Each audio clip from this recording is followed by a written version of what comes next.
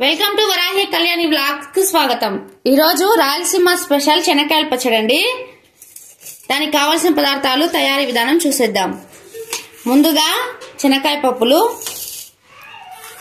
పచ్చిమిరపకాయలు, టమాటాలు, ఒక ఎర్రగడ్డ, చింతపండు, తెల్లవాయలు, కొత్తిమీర, కరివేపాకు, నూనె।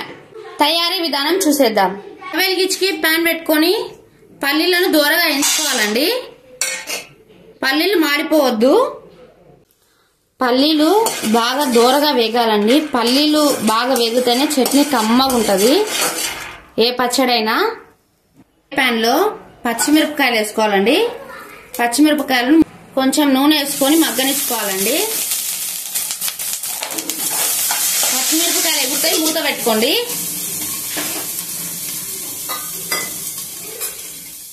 కొంచెం మగ్గుతానే టమాటాలు వేసుకోవాలండి।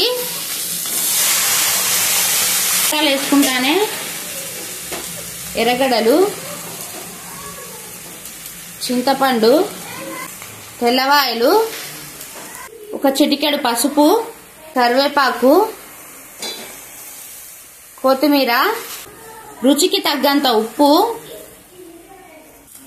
వేసి అన్ని ఒకసారి కలబెట్టుకోవాలండి। వర్షాకాలం అయితే టమాటాలలో నీళ్లు ఉంటాయి కాబట్టి నీళ్లు పోయాల్సిన అవసరం ఉండదు।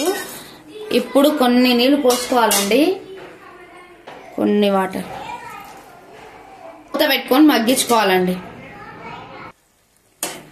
ఇవి మాడకుండా చూసుకోవాలండి, ఒకసారి బాగా కలబెట్టుకోవాలి। సిమ్ లోనే మగ్గియాలండి, బాగా మగ్గుతాయి। మీడియం సైజులో మగ్గియాలి। పచ్చడిని బాగా మగ్గాలండి। టమాటాలు ఇవి ఈ నీళ్ళన్నీ కొంచెం పోయేంత వరకు మగ్గనియాలి। చూడండి బాగా మగ్గిపోయినాయి, నీళ్లు కూడా పోయినాయి। ఇప్పుడు ఇవి సల్లార తీసుకొని మిక్సీకి వేసుకోవాలండి। ముందుగా ఒక మిక్సీ జార్ తీసుకొని మిక్సీ జార్లో పల్లీలు వేసుకోవాలండి। పల్లీలు కొంచెం ఉప్పు వేసి మిక్సీకి వేసుకోవాలి। శనక్కాయ పప్పుల పొడిని మరి మెత్తగా మిక్సీకి వేయొద్దండి, కొంచెం బరకగా మిక్సీకి వేసుకోవాలి, అప్పుడే చట్నీ చాలా బాగుంటుంది। ఈ పచ్చిమిరపకాయలను వేసుకోవాలండి ఫస్ట్, లాస్ట్గా టమాటాలను మిక్సీకి వేసుకోవాలి। పచ్చిమిరపకాయలు కచ్చాపచ్చా మిక్సీకి వేసుకున్నాక టమాటాలు వేసుకోవాలండి। టమాటాలలో నీళ్లు ఉంటాయి కాబట్టి లాస్ట్ వేసుకోవాలి। పచ్చడిని కచ్చా పచ్చాగా మిక్సీకి వేయడం ద్వారా రోట్లో దంచినట్టే ఉంటుందండి టేస్ట్ మాత్రం। కొన్ని ఎర్రగడ్డలు వేసుకుంటే ఎంతో రుచికరమైన రాయలసీమ స్పెషల్ శనక్కాయల పచ్చడి అండి।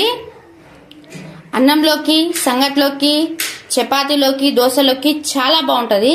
ఒకసారి ట్రై చేయండి, లైక్ చేయండి, షేర్ చేయండి, సబ్స్క్రైబ్ చేయడం మర్చిపోవద్దు। Thank you for watching, bye.